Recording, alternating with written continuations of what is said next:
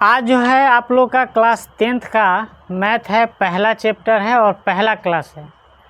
और आप विश्वास कीजिए, आप केवल क्लास में प्रतिदिन आइए, जो है 100 में 100 नंबर जो है आपका मैट्रिक के एग्ज़ाम में 100% आपको मिलेगा, ठीक है।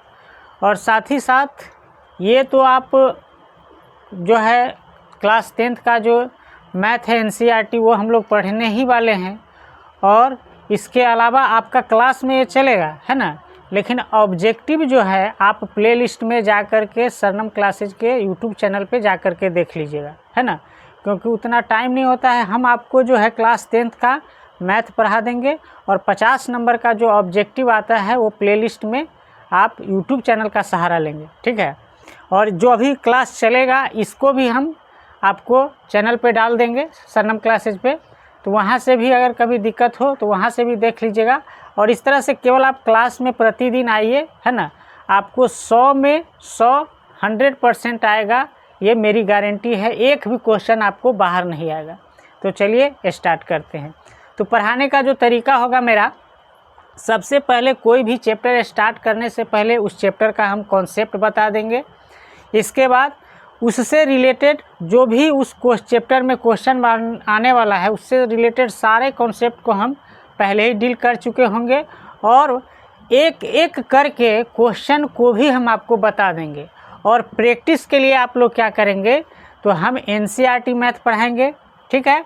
और आप लोग जो है भारतीय भवन का मैथ खरीद करके और पूरा प्रैक्टिस कर लेंगे। NCERT में एक क्वेश्चन एक ही प्रकार का दिया रहता है, और उसी से रिलेटेड भारतीय भवन का जो बुक आता है क्लास 10th का मैथ का, उसमें कई क्वेश्चन दिया रहता है। तो वहाँ से आप प्रैक्टिस करेंगे, और जो क्वेश्चन आपका फंसेगा हमसे पूछिएगा, हम आपको बता देंगे क्लास में, ठीक है। तो चलिए स्टार्ट करते हैं। तो पहला चैप्टर है आपका वास्तविक संख्याएं, है ना, जिसको हम लोग रियल नंबर भी कहते हैं। क्या कहते हैं? Real number. वास्तविक संख्याएं मतलब रियल नंबर्स कहते हैं। तो हम सबसे पहले वास्तविक संख्या में यहाँ पे हम जानेंगे प्राकृत संख्या किसको कहते हैं। तो प्राकृत संख्या को हम लोग नेचुरल नंबर कहते हैं, है ना। n से भी हम लोग सूचित करते हैं। कह रहा है वस्तुओं के गिनती करने के लिए जिन संख्याओं का प्रयोग करते हैं उन संख्याओं को प्राकृत संख्या कहते हैं।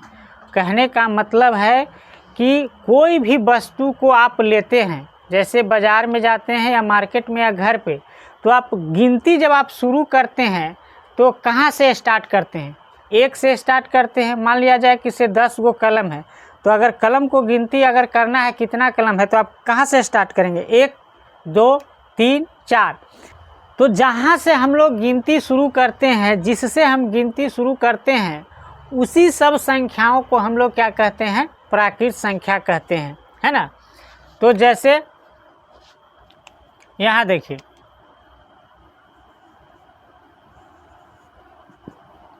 हम लोग काउंट शुरू करते हैं 1 2 3 4 5 6 डॉट डॉट अनंत, है ना। तो 1 से हम लोग शुरू करते हैं किसी भी चीज़ को गिनती करने के लिए, तो यही जो संख्या कहलाता है, क्या कहलाता है?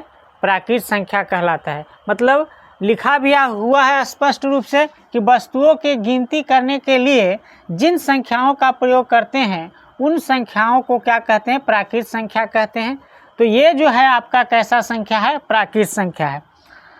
ऑब्जेक्टिव क्वेश्चन के रूप में आपसे पूछ सकता है कि सबसे छोटी प्राकृत संख्या किसको कहते हैं। तो सबसे छोटी प्राकृत संख्या क्या होता है? 1 होता है। सबसे छोटी प्राकृत संख्या, सबसे छोटी प्राकृत संख्या क्या होता है? 1 को कहते हैं। अब चलिए देखते हैं कि कौन कौन प्राकृत संख्या है और कौन कौन प्राकृत संख्या नहीं है। अगर आपसे कोई पूछे कि बताइए 2.5 जो है, क्या यह एक प्राकृत संख्या है? तो देखिए, आप जब किसी संख्या को, किसी भी वस्तु को गिनते हैं तो 2.5 करके कोई वस्तु को बोलते हैं कि 2.5? नहीं, क्या बोलते हैं, 1 के बाद 2 और 2 के बाद डायरेक्ट क्या गिनते हैं, 3, 2.5 नहीं गिनते हैं। इसका मतलब है यह एक प्राकृत संख्या नहीं है। क्लियर। 3/4 क्या यह एक प्राकृत संख्या है? बताइए, 3/4 क्या प्राकृत संख्या है? नहीं, क्योंकि इसको आप भाग देंगे तो 0 कितना हो जाएगा, 75 हो जाएगा, 0.75। यह भी आपका जो है प्राकृत संख्या नहीं है। अब यह आपसे पूछे कोई कि बताइए 42/7 जो है क्या यह एक प्राकृत संख्या है? तो है। जब आप 7 से 42 काटेंगे तो क्या मरतब में, 6 मरतब में। तो यह जो है 6 6 7 क्या होता है, 42। तो 6 एक क्या है, प्राकृत संख्या है। और कुछ संख्या देख लेते हैं, जैसे मान लिया जाए √36, क्या यह एक प्राकृत संख्या है? तो हाँ, यह एक प्राकृत संख्या है, क्योंकि 36 एक पूर्ण वर्ग संख्या है। क्या है, पूर्ण वर्ग संख्या है। यह 6 का जो है, यह 6 × 6 करेंगे तो एक 6 बाहर आ जाएगा, है ना। इसीलिए √36 क्या है, एक प्राकृत संख्या है। समझ में आ रहा है बात को। क्या -5, क्या -5 आपका प्राकृत संख्या है? तो देखिए, -5 जब किसी भी वस्तु को गिनने के लिए आप प्रयोग करते हैं, नहीं, 1 2 3 जो है प्लस का धनात्मक संख्या रहता है ना। तो -5 जो है आपका प्राकृत संख्या नहीं है। और कुछ एग्जाम्पल लेते हैं। आप बताइए, क्या 0 जो है आपका प्राकृत संख्या है? तो 0 से तो काउंटिंग शुरू होता नहीं है, इसीलिए 0 क्या है, प्राकृत संख्या आपका नहीं है। मान लिया जाए कि √ यहाँ 36 देखें तो एक और रूट की संख्या ले लीजिए, √5 क्या प्राकृत संख्या है? तो नहीं, क्योंकि 5 जो है पूर्ण वर्ग संख्या नहीं है। आगे पढ़ेंगे कि पूर्ण वर्ग संख्या किसको कहते हैं, ठीक है ना। तो √5 जो है आपका प्राकृत संख्या नहीं है। समझे। तो इस तरह से आप समझ गए होंगे कि प्राकृत संख्या किसको कहते हैं। तो किसी वस्तु को गिनने के लिए जिन संख्याओं का हम लोग प्रयोग करते हैं वह कैसा संख्या कहलाता है, प्राकृत संख्या कहलाता है। चलिए नोट कीजिए। तो आइए अब हम लोग देखते हैं पूर्ण संख्या किसको कहते हैं। तो पूर्ण संख्या को होल नंबर भी कहते हैं। पूर्ण संख्या को क्या कहते हैं, होल नंबर कहते हैं। उसको हम लोग W से सूचित करते हैं। करा यदि प्राकृत संख्याओं में शून्य को शामिल कर लिया जाए तो प्राप्त संख्या के समूह को क्या कहते हैं, पूर्ण संख्याएं कहा जाता है। मान लिया जाए अभी आपने क्या देखा, प्राकृत संख्या देखा, तो कह रहा है प्राकृत संख्याएं के समूह में मान लिया जाए कि यहाँ पे जो है प्राकृत संख्या क्या था, 1 2 3 4 5 डॉट डॉट इस तरह से अनंत तक, इसे हम लोग क्या कहते हैं, प्राकृत संख्या। तो कह रहा है प्राकृत संख्या के समूह में अगर शून्य को भी शामिल कर लिया जाए तो यह जो संख्या बनेगा यह कैसा संख्या बनेगा, पूर्ण संख्या हो जाएगा। कहने का मतलब है केवल आप प्राकृत संख्या में शून्य को शामिल कर लीजिए तो वह जो ग्रुप बना वह पूरे ग्रुप को हम लोग क्या कहेंगे, पूर्ण संख्या कहेंगे। तो 0 1 2 3 4 5 है ना। तो ये सभी संख्या जो है क्या है, आपका पूर्ण संख्या है। यहीं पे आपसे पूछेगा कि सबसे छोटी पूर्ण संख्या कौन सा है। तो 0 जो है सबसे छोटी पूर्ण संख्या है। सबसे छोटी पूर्ण संख्या है। 0 क्या है, सबसे छोटी पूर्ण संख्या है। 0 क्या है, सबसे छोटी पूर्ण संख्या है। और आपसे अगर पूछे कि क्या सभी प्राकृत संख्या पूर्ण संख्या है, तो बिल्कुल है, क्योंकि सभी प्राकृत संख्या देखिए 1 2 3 यहाँ से लेकर के गिनती की संख्या को आपने सीखा भी कि प्राकृत संख्या कहते हैं। और सभी का सभी प्राकृत संख्या पूर्ण संख्या के समूह में है। लेकिन यही आपसे पूछेगा कि क्या सभी पूर्ण संख्या प्राकृत संख्या है, तो नहीं, क्योंकि प्राकृत संख्या के समूह में 0 नहीं होता है, इसीलिए सभी पूर्ण संख्या जो है प्राकृत संख्या नहीं है। समझ में आ गया। लेकिन सभी प्राकृत संख्या आपका पूर्ण संख्या है, क्योंकि टोटल का टोटल प्राकृत संख्या जो है आपका पूर्ण संख्या के समूह में शामिल है। लेकिन प्राकृत संख्या के समूह में जीरो नहीं शामिल है। जीरो को छोड़ करके सभी पूर्ण संख्या प्राकृत संख्या होगा, है ना, जीरो को छोड़ करके हम बोल रहे हैं, ठीक है। लेकिन ऐसे अगर आपसे सवाल पूछे क्या सभी पूर्ण संख्या प्राकृत संख्या है, तो इसका उत्तर होगा नहीं। फिर सुनिएगा, क्या सभी प्राकृत संख्या पूर्ण संख्या है, तो इसका उत्तर होगा हाँ। सभी प्राकृत संख्या पूर्ण संख्या है, लेकिन सभी पूर्ण संख्या प्राकृत संख्या नहीं है। तो चलिए आगे देखते हैं, चेक करते हैं कि कौन कौन सी संख्या पूर्ण संख्या है या नहीं।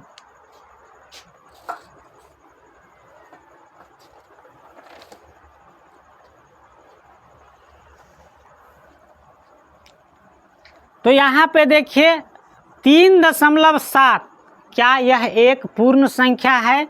तो देखिए यहाँ जो है पूर्ण संख्या में क्या दशमलव वाला आया है? नहीं आया है, तो यह एक पूर्ण संख्या नहीं है। 1/2, क्या यह एक पूर्ण संख्या है? तो नहीं है। 1/2 का मतलब क्या हो गया? 0.5, तो यह भी एक पूर्ण संख्या नहीं है। √7, क्या यह एक पूर्ण संख्या है? तो बिल्कुल नहीं है ना, क्योंकि यह एक जो है पूर्ण वर्ग संख्या नहीं है, इसीलिए यह एक पूर्ण संख्या नहीं है ना। तो पूर्ण वर्ग संख्या भी हम इसी क्लास में डिस्कस कर ही देते हैं लास्ट में, ठीक है, ताकि आप लोग को कन्फ्यूजन नहीं हो। अगर आपसे पूछेगा क्या -7 यह जो है आपका एक पूर्ण संख्या है? तो बिल्कुल नहीं है, क्योंकि माइनस में तो यहाँ पे काउंट नहीं होता है। सभी संख्या क्या है? धनात्मक संख्या है। ऋणात्मक संख्या तो यहाँ पे चर्चा ही नहीं है पूर्ण संख्या में। अगर आपसे पूछ दे कि क्या 45 जो है आपका पूर्ण संख्या है? हाँ, तो पूर्ण संख्या है। 45 जो है आपका पूर्ण संख्या है कि नहीं? 45 आपका पूर्ण संख्या है। अगर आपसे पूछ दिया जाए कि 45/3 क्या यह एक पूर्ण संख्या है? तो है 15 या कितना? 45, यह 15 आएगा, इसीलिए यह एक कैसा संख्या है? पूर्ण संख्या है। और देख लेते हैं, क्या 0 एक पूर्ण संख्या है? तो 0 के चलते ही तो प्राकृत संख्या जो है पूर्ण संख्या बना है। प्राकृत संख्या के समूह में 0 को हम शामिल कर दिए हैं, इसीलिए तो जो है यह संख्या जो कहलाएगा, क्या कहलाएगा? पूर्ण संख्या कहलाएगा, होल नंबर कहलाएगा। क्लियर? तो यह एक पूर्ण संख्या बिल्कुल है। तो आई होप समझ में आ गया होगा कि पूर्ण संख्या किसको कहते हैं और प्राकृत संख्या किसको कहते हैं। यहाँ पर ध्यान देने वाली बात केवल यह है कि सभी प्राकृत संख्या, यह जो है यहाँ से लेकर के क्या है, ये सभी क्या है? प्राकृत संख्या है। यह जो है आपका प्राकृत संख्या है।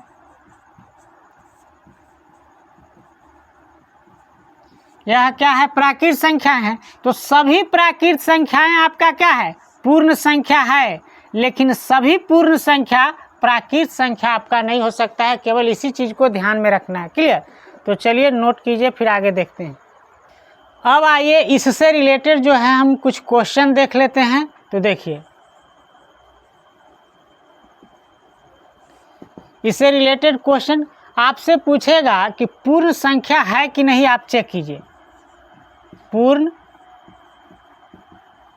संख्या है या नहीं, पूर्ण संख्या है या नहीं आपको चेक करना है, ठीक है। तो चलिए हम क्वेश्चन एक एक करके देते हैं। पहला क्वेश्चन देखिएगा। पहला क्वेश्चन में है कि क्या जो यह जो है घनमूल दिया हुआ है। क्या दिया हुआ है? घन 27 का जो है यह रूट के अंदर में जो है घनमूल दिया हुआ है, क्या यह एक पूर्ण संख्या है?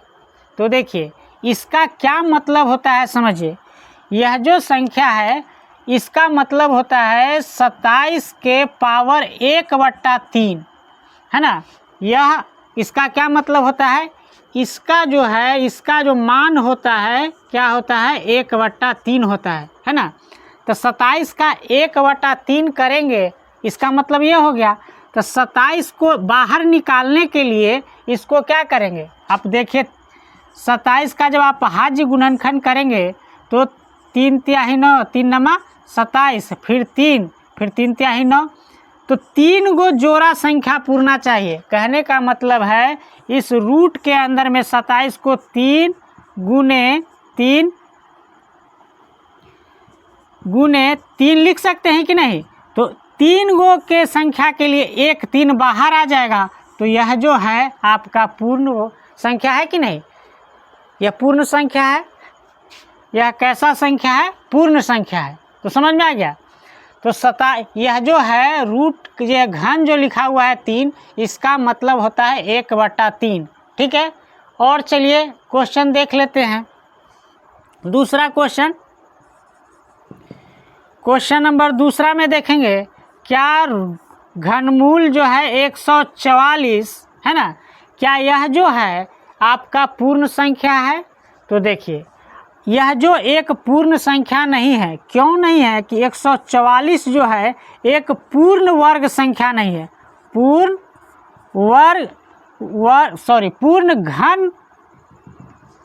जो है घन संख्या नहीं है, पूर्ण घन संख्या नहीं है। यह पूर्ण घन संख्या नहीं है, इसीलिए यह एक पूर्ण संख्या नहीं है। समझ में आ रहा है। 100 यह जो 44 है यह पूर्ण घन संख्या होता तो यह क्या होता, यह पूर्ण संख्या होता। चलिए इसी से संबंधित एक और क्वेश्चन देख लेते हैं। क्वेश्चन नंबर तीसरा में देखेंगे। अब 144 का यह वर्गमूल है ना। तो 144 को अगर करेंगे, इसका वर्गमूल कितना होता है 12 में 12 से गुना करेंगे तो क्या होता है 44। इसका मतलब है कि यह एक पूर्ण वर्ग संख्या है। कैसा संख्या है, एक पूर्ण वर्ग संख्या है। यह एक पूर्ण वर्ग संख्या है, इसीलिए जो है यह एक पूर्ण संख्या भी है। क्योंकि 144 का भाज्य गुणनखंड करेंगे तो 12 गुने 12 करेंगे तो 1 12 बाहर आ जाएगा, और यह 12 जो है आपका पूर्ण संख्या है। तो आई होप समझ में आ गया होगा कि कौन पूर्ण संख्या है और कौन पूर्ण संख्या नहीं है। धीरे धीरे समझ में आएगा। यह पहला क्लास है। कुछ चीज़ ऐसा है जो हम बोल रहे हैं और उसको अभी ही डिस्कस नहीं कर सकते हैं, क्लास के लास्ट में हम इसको डिस्कस करेंगे। जैसे पूर्ण वर्ग संख्या किसको कहते हैं, पूर्ण घन संख्या किसको कहते हैं, यह भी हम बताएंगे। ठीक है। तो चलिए इसको नोट कर लीजिए। अब हम लोग देखेंगे पूर्णांक संख्याएं। पूर्णांक संख्या को जो है I से भी सूचित किया जाता है और Z से भी सूचित किया जाता है। इसको इंटीजर नंबर भी बोलते हैं, है ना। करा यदि पूर्ण संख्याओं के समूह में प्राकृत संख्याओं के ऋणात्मक मानों को शामिल कर लिया जाए तो प्राप्त संख्याओं के समूह को पूर्णांक संख्या कहते हैं। तो चलिए इसको जो है समझाने के लिए हम एक नंबर लाइन का सहारा ले रहे हैं। ठीक है।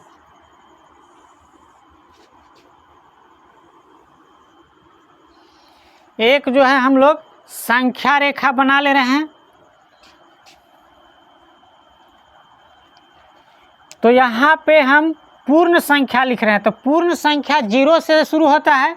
तो देखिए 0 1 2 3 4 5 या डॉट डॉट अनंत तक इधर चला जाएगा। अब कह रहा है पूर्ण संख्याओं के समूह में किसके मान को, तो प्राकृत संख्या के ऋणात्मक मान को। तो यह तो पूर्ण संख्या हो गया। अब प्राकृत संख्या जो शुरू होता है कैसे, 1 से शुरू होता है, तो उसका ऋणात्मक मान माइनस के साथ ऋणात्मक मान, तो -1 -2 -3 -4 -5 डॉट डॉट इस तरह से माइनस अनंत तक आएगा। तो हमने क्या किया कि पूर्ण संख्याओं के समूह में प्राकृत संख्या के ऋणात्मक मान को शामिल कर लेने से जो संख्या प्राप्त होता है वह संख्या क्या कहलाता है, पूर्णांक संख्या कहलाता है। समझ में आ रहा है।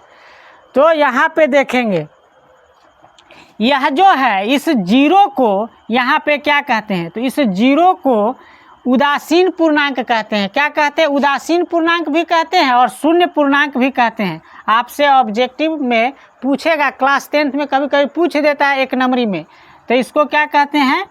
शून्य पूर्णांक। इसको कहते हैं शून्य पूर्णांक। और क्या कहते हैं? इसको उदासीन पूर्णांक। उदासीन पूर्णांक भी कहते हैं। ठीक है, तो इसको शून्य पूर्णांक और क्या कहते हैं? उदासीन पूर्णांक कहते हैं। और यहाँ पे देखिए, यह जो संख्या है 1 से लेकर के इधर है ना, ये वाला संख्या है, इसको क्या कहते हैं? तो इसको कहते हैं घनात्मक पूर्ण संख्याएं। इसको कहते हैं घनात्मक पूर्ण, इसको क्या कहेंगे? घनात्मक पूर्णांक संख्याएं। घनात्मक पूर्णांक संख्याएं। क्लियर? और इधर जो बच गया, इधर जो है इसको हम लोग कहते हैं ऋणात्मक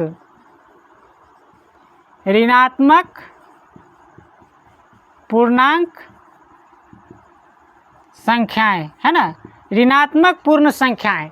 तो पूर्णांक संख्या आप समझ गए, है ना। पूर्णांक संख्या में आप क्या समझे? आप यह समझे कि पूर्ण संख्याओं के समूह में प्राकृत संख्याओं के ऋणात्मक मान को शामिल कर दिया जाए तो जो संख्या प्राप्त होता है, यह पूरे समूह को हम लोग क्या कहेंगे?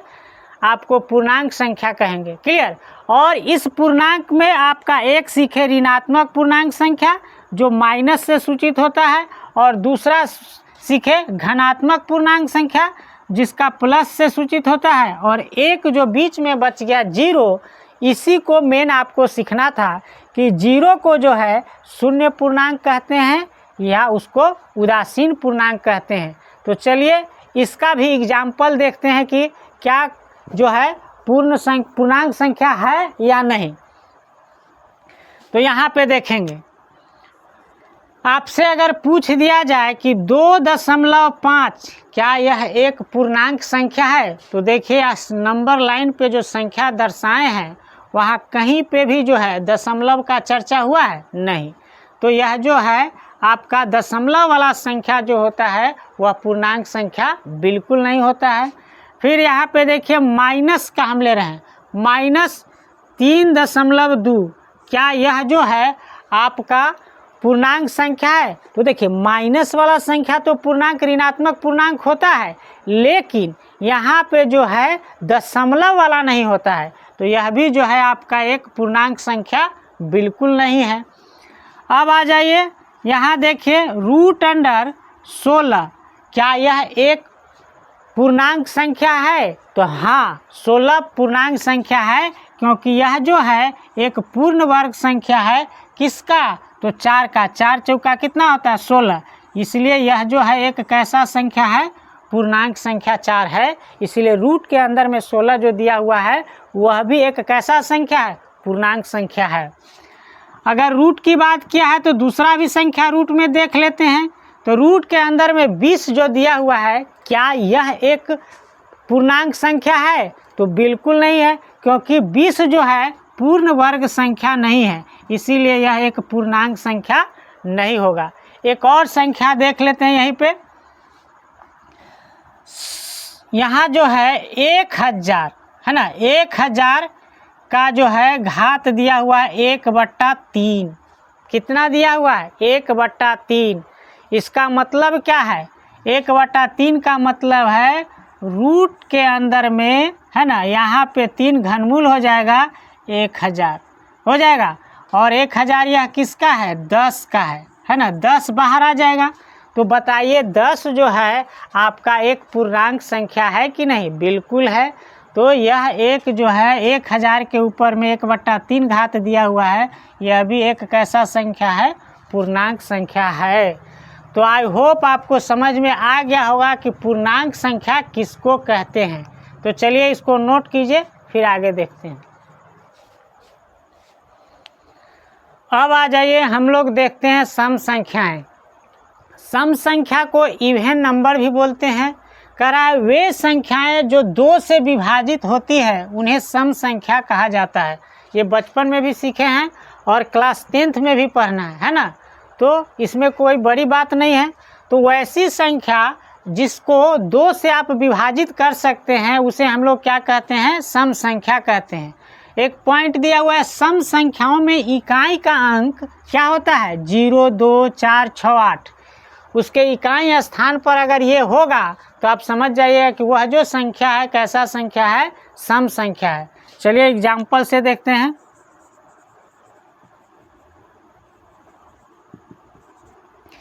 जैसे मान लिया जाए 48, तो 48 2 से विभाजित हो जाएगा, और ऐसे आप नहीं चेक करना चाहते हैं तो देखिए उसका इकाई के स्थान पर कितना है, 8 है ना, इसलिए यह एक कैसा संख्या है, सम संख्या आपका है ना। फिर अगर आपसे पूछ दिया जाए और देख लीजिए, चूँकि यह जो है 48 जो है इसको आप 2 से विभाजित करेंगे तो कट जाएगा, पूरा विभाजित हो जाएगा कितना मरतब में, 24 मरतब में। पता चल गया कि 2 से यह विभाजित है, और ऐसे विभाजित करके नहीं देखेंगे तो इकाई अंक उसका हम देख लेंगे तो पता चल जाएगा कि यह संख्या सम संख्या है या नहीं, इवन नंबर है या नहीं। एक और एग्जाम्पल ले रहे हैं। जैसे मान लिया जाए 56, तो 56 जो है आपका जो है यह कैसा संख्या है, सम संख्या है कि नहीं चेक करना है। तो देखिए इकाई के स्थान पर कितना है, 6, और यहाँ पे 6 दिया हुआ है, तो इसमें से अगर इकाई के स्थान पर रहेगा तो वह संख्या जो है आपका क्या हो जाएगा, सम संख्या हो जाएगा। क्योंकि यह भी जो है आपका 2 से विभाजित हो रहा है, तो 56 को आप भाग लगाएंगे 2 से तो कै मरतब में कटेगा, तो यह जो है 28 दूना कितना होता है, 56, 28 मरतब में यह विभाजित हो जाएगा।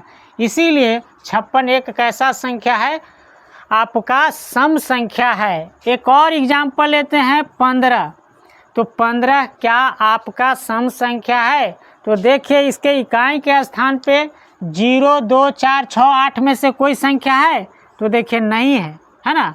और चूंकि यह 15 जो है 2 से विभाजित भी नहीं होगा और न इकाई के स्थान पे 0, 2, 4, 6, 8 है, इसीलिए यह एक सम संख्या, यह एक सम संख्या नहीं है, इसीलिए यह एक सम संख्या नहीं है। आई होप समझ में आ गया होगा किसे सम संख्या किसे कहते हैं। आप यह बचपन से पढ़ते आ रहे हैं, है ना, 6 क्लास से ही पढ़ते आ रहे होंगे। तो चलिए इसको भी नोट कर लीजिए। यहाँ पे देखिए कह रहा है विषम संख्याएं, ऑड नंबर, कह रहा है वे संख्याएं जो 2 से विभाजित नहीं होती है उन्हें हम क्या कहते हैं, विषम संख्याएं कहा जाता है। विषम संख्याओं में इकाई का अंक क्या होता है, 1 होता है, नहीं तो 3 होगा, नहीं तो 5 होगा, नहीं तो 7 होगा, नहीं तो 9 होगा, है ना, उसे ऑड नंबर भी कहते हैं। जैसे एग्जाम्पल देख लेते हैं।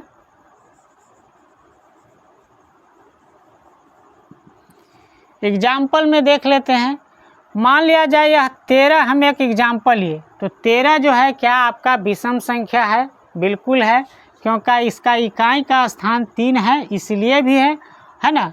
और यह जो है 2 से विभाजित नहीं होगा, 2 से विभाजित नहीं होगा, क्योंकि 13 को 2 में भाग लगाएंगे तो कै मरतब में कटेगा, यह 6.5 मरतब में कटेगा।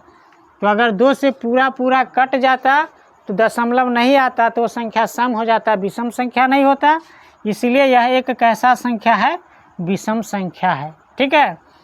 एक और एग्जाम्पल लेते हैं 45, है ना। तो 45 के लास्ट में इसका इकाई अंक कितना है, 5 है, इसलिए भी है। और चूंकि 45 को अगर आप 2 से भाग देंगे तो यह पूरा जो है नहीं कटेगा, है ना, दशमलव में इसका मान आ जाएगा, तो इस कटेगा 22.5 मरतबे में, इसीलिए यह एक कैसा संख्या है, विषम संख्या है। अब आ जाइए, आपसे पूछेगा 0 क्या यह एक कैसा संख्या है, यह जो है विषम संख्या है। तो 0 जो है विषम संख्या नहीं है, क्योंकि इसको भाग देंगे 0 से 2 में तो कितना आ जाता है, 0। और 0 आपने देखा था इकाई के स्थान पे कहाँ आया था, है ना, सम संख्या में, इसीलिए 0 एक कैसा संख्या है, एक सम संख्या है, सम संख्या है। तो 0 जो है एक सम संख्या है। क्लियर। तो आज आपका पहला क्लास है, ज़्यादा नहीं पढ़ाएंगे, नहीं तो हो सकता है आप ऊब जाइएगा। क्लियर। तो चलिए नेक्स्ट क्लास में मिलते हैं।